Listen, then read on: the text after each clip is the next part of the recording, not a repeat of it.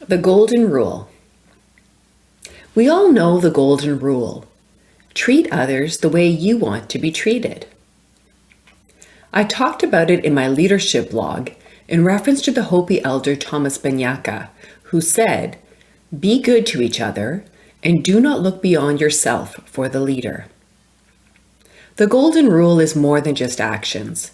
It's about thoughts as well. I want to be treated with kindness. I suspect you do too. It means I must treat others the same way. I do that by associating kind thoughts with kind actions. The result is congruence, where we feel aligned internally and externally. The Golden Rule exists in most religions and faiths in the world. I can't say for sure because I don't know all of them. Still, I like the universality of the Golden Rule as a reminder that when we scratch under the surface, we want the same things: kindness, generosity, respect. The Platinum Rule. Recently, I did a podcast where the Golden Rule came up in the conversation. The twist that caught my attention? The podcast host, Roberta introduced a new idea called the Platinum Rule. It goes like this: treat others the way they want to be treated. Don't you love playing with words? I do. Wordle anyone? But I digress. The Golden Rule asks us to start with ourselves. Treat others how we want to be treated. The Platinum Rule takes the next step and compels us to imagine, empathize, how others want to be treated. It turns the focus outward. How does this apply in our own lives? The Platinum Rule at work. In the podcast, we discussed communication skills. Examples of the Platinum Rule in the workplace include considering what the audience wants to hear in a presentation and designing your presentation from that perspective. Explaining to an interviewer how your technical and interpersonal skills will help the company grow.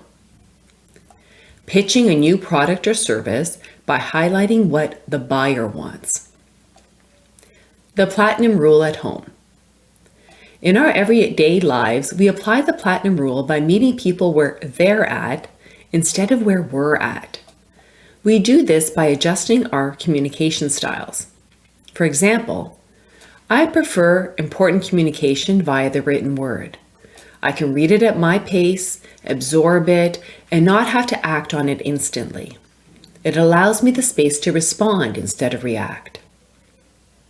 However, through my HR work, I've learned that some people prefer face-to-face contact, others prefer to communicate over the phone, and still others prefer the brevity of text messaging.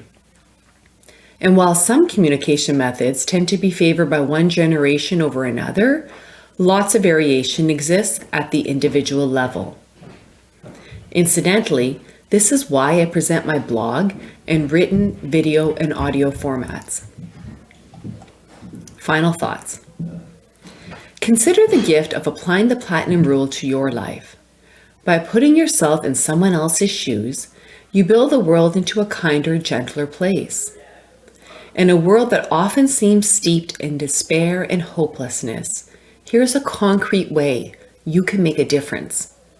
Ask yourself how you can use the Platinum Rule today. Recognize that sometimes all it takes is connecting, communicating, in a way that makes sense to someone else. Start by considering how you like to receive communication so you develop self-awareness around your preferred method, and then think of it in relation to others you meet each day. I bet you'll be pleasantly surprised at how much more effective you are in your communication, how much better it's received, and how you impact the world around you. Small ripples create bigger ones. Tell me how it goes.